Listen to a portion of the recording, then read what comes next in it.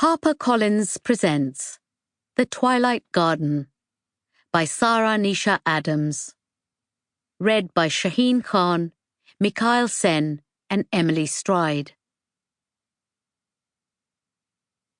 Part 1. Autumn.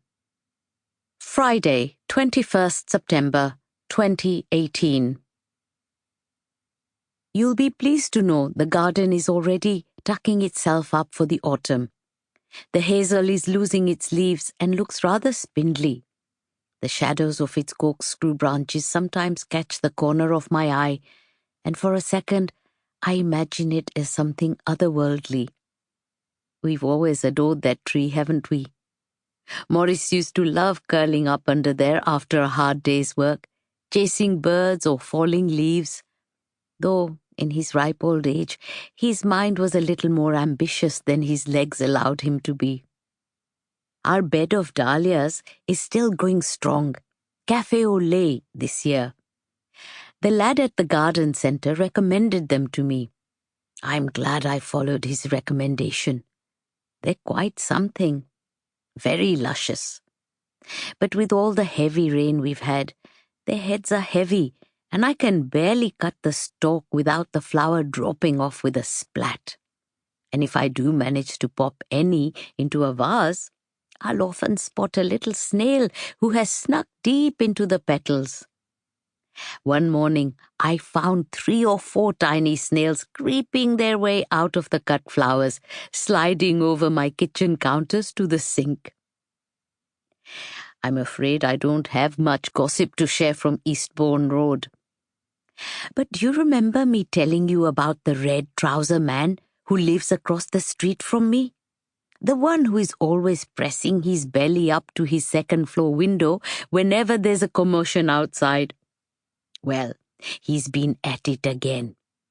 Today, on a wander to Clissold Park, I spotted his bare stomach up against the glass, his phone sticking out of the top sash, taking photographs of a traffic jam.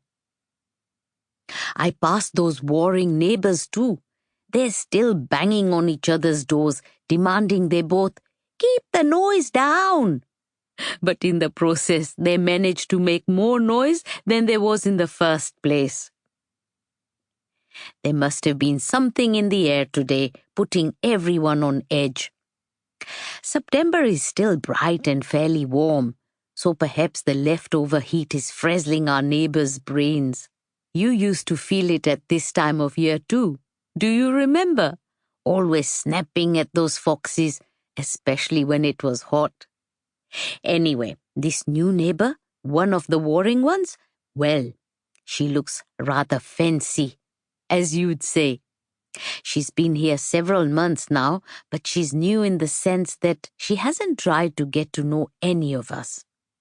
But that's more common these days, I suppose. Ever since she moved in, she's had the builders round. Thankfully, they left the other day. For good. I breathed a sigh of relief when they packed up their skip.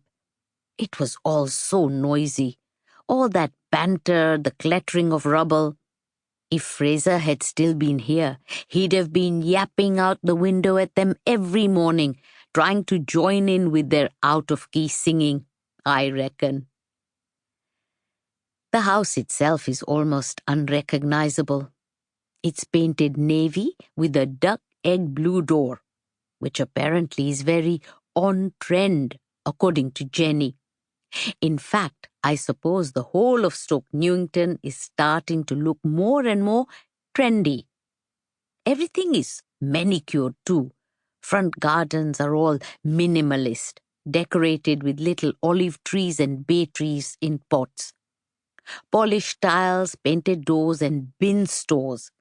Yes, little sheds for the bins. I know we kept it nice when it was our time, but it was different, wasn't it? We were always sweeping, painting, and tidying. We did what we could, and Prem loved making things, practical things. That chair, he was so proud of it. I imagine he'd have made a fantastic bin store if that was in vogue at the time. The main difference between now and then, however, Sample complete. Ready to continue?